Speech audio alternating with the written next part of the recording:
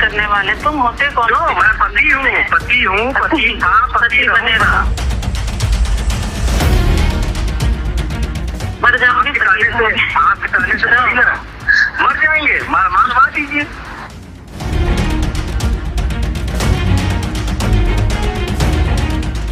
मतलब आप मनीष को नहीं छोड़ेंगे? हम किसी को छोड़ेंगे या नहीं छोड़ेंगे, हम अपनी जिंदगी में क्या करेंगे, मनीष हमको छोड़ेगा क्या करेगा हमको नहीं पता, लेकिन हम आपके साथ नहीं रहेंगे, इतना जान लो।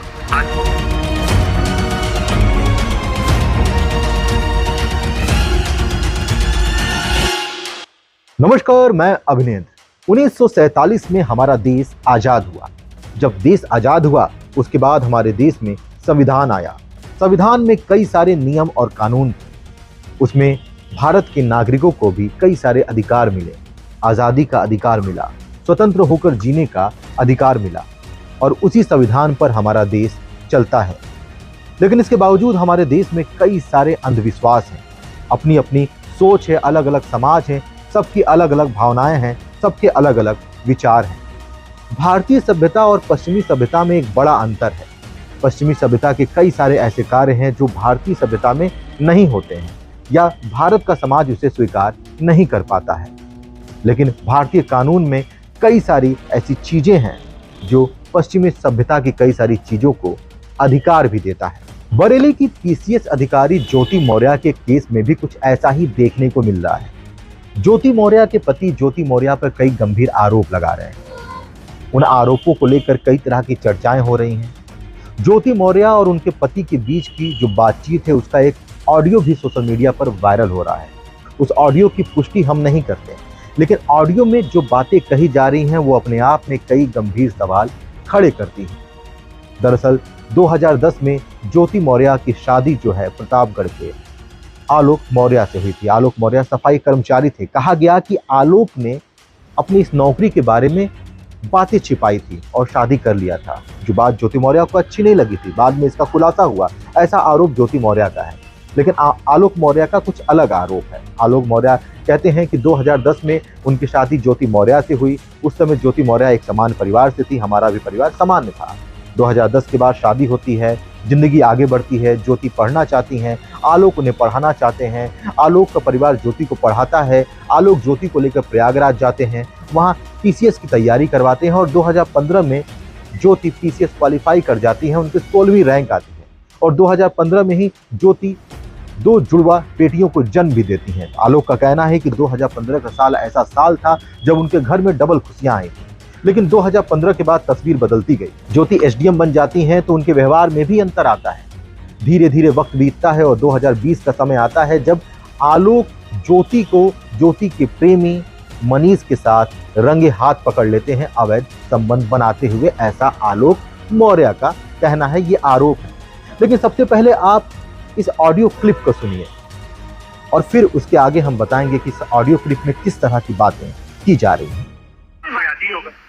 कोई बात नहीं, आप ले जाके दे दो। जी अच्छी बात है। मतलब आप मनीष को नहीं छोड़ेंगी? हम किसी को छोड़ेंगे या नहीं छोड़ेंगे, हम अपनी जिंदगी में क्या करेंगे, मनीष हमको छोड़ेगा क्या करेगा हमको नहीं पता, लेकिन हम आपके साथ नहीं रहेंगे, इतना जान लो। अच्छा, ठीक है। हमारे साथ बिल्कुल नहीं रहना। मतलब हम आपसे कॉम्प्रोमाइज नहीं करेंगे। हमारी नौकरी चली जाएगी, जांच करवा लो, हम तैयार हैं, हम तब भी कमा खा लेंगे। हम शादी जांच तो आप करवा रही हो, जांच करवा रही हो, हम तो करवाएंगे। प्यार से नहीं छोड़ोगे, तमाशा करोगे तो हम सब करेंगे। जो हमारे जिंदगी भर नहीं छोड़ेंगे आप हमारी। और रहेंगे तो फिर देखो, फिर तो बात है ना, फिर तुम लड़ो फिर कानून से। चलो आप लड़ेंगे तो पीछे तो मैं चलूंगा ही। बस ठीक है, ठीक। आप सब करती जा रही है, FIR लिखवाइए, तलाक के लिए आप डालिए। आप बताइए, झगड़ा होने से आपने मतलब आप एक बार यार बैठ के सोची होगी तलाक कितना बड़ा फैसला होता है। बात जो मेरे पापा गए, भैया गए, आपसे हाथ जोड़े।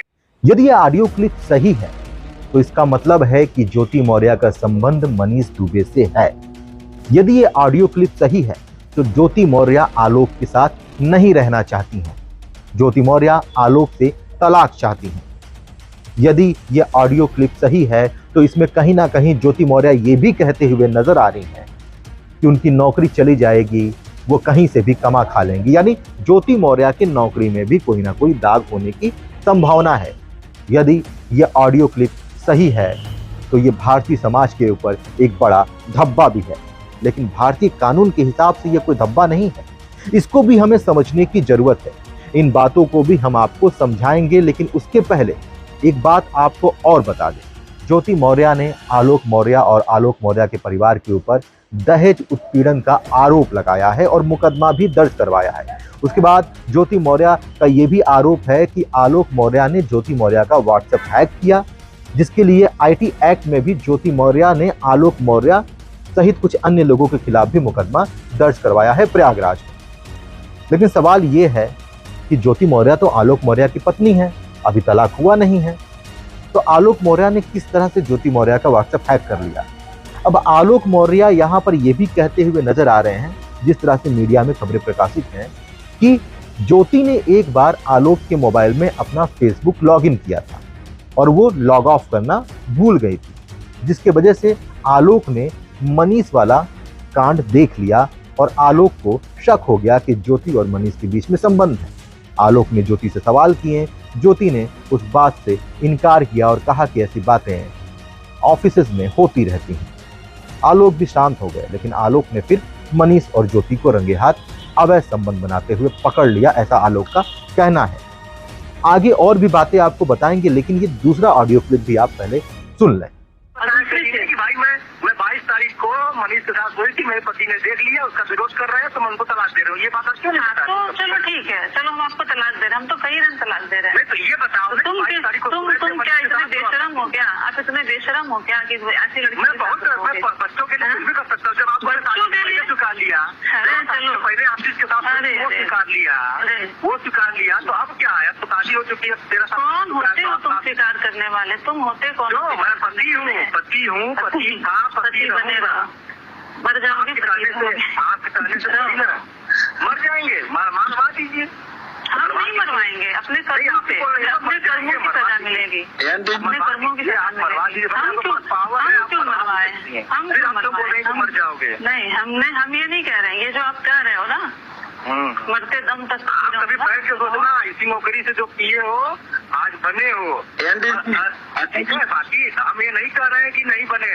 बैठ के आप सोचना क्या क्या इल्जाम आप लगाई हो। शहद मांगने से शहद कितना लेके आए थी तुम जानती हो, ठीक है ज्योति? कभी बैठ के सोचना, कब पैसा दिए थे कम लाए थे, तभी तो कम लाए थे, तभी खाना देते थे। 1.5 साल 5,000 उस दिन देखो हमारे पास वीडियो, उस दिन कार में आपके पापा कहे थे ना, भैया मैं 5,000 तिलक चढ़ाया था, याद होगा ना जब हम लोग?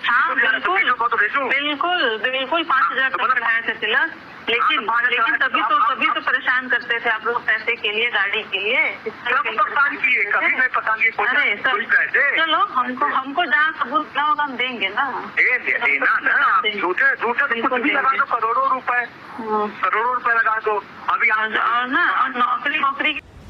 अब इस ऑडियो क्लिप में आपने कुछ बातें सुनी होंगी। यदि ये ऑडियो क्लिप सही है, हम तो इसकी पुष्टि नहीं करते, लेकिन ये ऑडियो क्लिप सामने आया है। यदि ये सही है तो इसमें जो बातें हो रही हैं वो दहेज को लेकर भी बात हो रही है। आलोक कह रहे हैं कि 5,000 रुपए का दहेज चढ़ाया गया था। ज्योति आरोप लगाती हैं, आलोक कहते हैं कि आरोप तो तुम कुछ भी लगा सकती हो, करोड़ों रुपए का लगा सकती हो। कहीं ना कहीं पति पत्नी के बीच की लड़ाई इस ऑडियो क्लिप में देखने को मिल रही है। हमारे समाज में आमतौर पर यह देखा जाता है। आप बखूबी जानते होंगे, आप जिस भी गांव, जिस भी शहर, जिस भी जनपद से आते हैं, आपने अपने आसपास देखा होगा कि दहेज प्रथा अभी हमारे यहाँ पूर्ण रूप से खत्म नहीं हुई है। भले इसका नाम बदल गया हो, कोई इनाम में पैसे देता है, कोई तोहफा में गाड़ी देता है, इस तरह से लोग करते जरूर हैं, लेकिन वो कहीं ना कहीं एक दहेज का हिस्सा है और हमारे सोसाइटी में ये जरूरी भी माना जाता है, ऐसा लोग कहते हैं, जो कि बेहद ही गलत है। संवैधानिक रूप से भी गलत है और सामाजिक रूप से भी इसका बहिष्कार होना चाहिए। लेकिन हमारे सोसाइटी में जब भी शादी होती है तो दहेज की बात जरूर होती है, चाहे वो दहेज 1 रुपए का हो, 1 लाख का हो या 1 करोड़ का हो।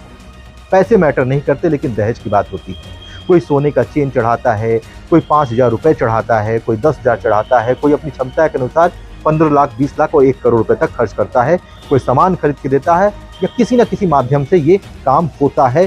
तो जाहिर सी बात है कि ज्योति वाराणसी की रहने वाली हैं, आलोक प्रयागराज या प्रतापगढ़ के रहने वाले हैं, और दोनों की जब शादी होती है तो दहेज की बात तो जरूर हुई होगी, ऐसी एक कल्पना हम कर सकते हैं, लेकिन इसकी पुष्टि हम नहीं कर सकते।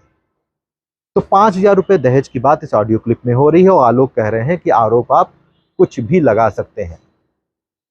लेकिन क्या ज्योति ने इसी चीज का फायदा उठाकर आलोक और आलोक के परिवार के ऊपर दहेज प्रथा का केस दर्ज करवाया है? क्या ज्योति को यह नहीं पता कि हमारे समाज में आज भी दहेज प्रथा जिंदा है किसी ना किसी रूप में? ज्योति एसडीएम रह चुकी है।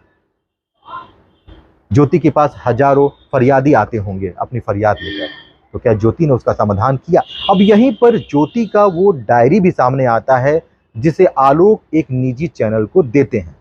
बताया जा रहा है कि ये डायरी करीब 100 पन्नों की है और इसमें ज्योति का पूरा काला चिट्ठा है कि ज्योति पीसीएस अधिकारी रहते हुए उन्होंने किस तरह से पैसे का लेन देन किया। आलोक का आरोप है कि ज्योति अवैध लेन देन के जरिए करीब 6 लाख रुपए महीने कमाती थी, जिसका ब्यौरा वो इस डायरी में रखती थी और इस डायरी को आलोक ने एक निजी चैनल को दिया, जिसके बाद ये डायरी सोशल मीडिया पर वायरल हो चुकी है। इसके कई सारे पन्ने वायरल हो रहे हैं। क्योंकि ये जांच का विषय है इसलिए हम इसकी पुष्टि नहीं कर सकते हैं। लेकिन आलोक और ज्योति का प्रकरण जो है ये अपने आप में कई गंभीर सवाल खड़े करता है हमारे समाज के लिए भी। अब आजकल सोशल मीडिया पे कुछ बातें भी वायरल हो रही हैं आलोक और ज्योति के प्रकरण को लेकर। लोग कह रहे हैं कि कोई अपनी पत्नी को कैसे बाहर भेजकर पढ़ाए, कैसे उसे आगे तरक्की दे, कैसे उसकी नौकरी लगवाए, कहीं नौकरी लगने के बाद पत्नी धोखा ना दे दे। सबसे बड़ा सवाल तो यही है कि हर केस एक जैसे नहीं हो सकते। किसी एक केस को देखकर आप किसी दूसरों पर वैसा ही भरोसा नहीं कर सकते या वैसी ही उम्मीद नहीं कर सकते। सभी लोग अलग अलग होते हैं, सभी की विचारधाराएं अलग होती हैं। लेकिन अब हम यहीं पर कानून की बात कर लेते हैं कि ज्योति के केस में कानून क्या कहता है। तो मोटी भाषा में आप ये समझ लीजिए कि कानून के हिसाब से यदि ज्योति का संबंध किसी से है तो वो गलत नहीं है। ज्योति किसी से संबंध रख सकती हैं और वो कानूनन सही है और ज्योति के पति चाहें तो वो तलाक भी ले सकते हैं। खैर ज्योति के मामले में ज्योति ने तलाक के लिए शायद पहले ही आवेदन दे दिया है, ऐसा मीडिया रिपोर्ट्स कह रही हैं और कानूनन ज्योति अपनी जगह पे सही है। तो ऐसे में ज्योति के पति आलोक करेंगे क्या? अब आलोक के पास कोई रास्ता बचता भी है या नहीं बचता है? क्योंकि ज्योति ने आलोक और आलोक के परिवार के ऊपर दहेज वाला मुकदमा तो दर्ज करा ही दिया है, आईटी एक्ट में भी मुकदमा दर्ज कराया है। आलोक ने भी मनीष को लेकर डीआईजी होमगार्ड्स को शिकायत दर्ज कराई थी और उसकी भी जांच चल रही है। लेकिन यहाँ पे आलोक अब क्या करेंगे? क्योंकि कानूनन तो ज्योति को अधिकार मिल रहा है, आलोक को तलाक लेना चाहिए। अब यहाँ पे आप कहेंगे कि हम पश्चिमी सभ्यता की बातें कर रहे हैं कि संबंध बनाना कोई गैर कानूनी काम नहीं है। हमारा संविधान कहता है, हमारे कानून कहते हैं कि संबंध बनाना कोई गैर कानूनी काम नहीं है। यहाँ पर विचारधाराओं को थोड़ा ठीक करना होगा। आप जबरदस्ती किसी के ऊपर अपना अधिकार नहीं जमा सकते, कानून के हिसाब से भी और सामाजिक रूप से भी, क्योंकि उसका नतीजा हमेशा गलत ही होता है। आप कभी खुश नहीं रह पाएंगे सामाजिक रूप से, और यदि आप जबरदस्ती अधिकार जमाते हैं तो आप अपने पार्टनर को भी खुश नहीं रख पाएंगे। तो यहाँ पे कानून भी कहीं ना कहीं सही है। जब पार्टनर आपसे खुश नहीं है तो वो आपसे अलग हो सकता है और अलग हो भी जाना चाहिए कानून के हिसाब से। अब ज्योति और आलोक के केस में आपकी क्या राय है, आप हमें कमेंट बॉक्स में बता सकते हैं। ज्योति और आलोक को लेकर कई सारे और खुलासे होने वाले हैं, हो भी सकते हैं, जिसके बारे में हम आपको अगले अध्याय में जरूर बताएंगे। तब तक के लिए धन्यवाद।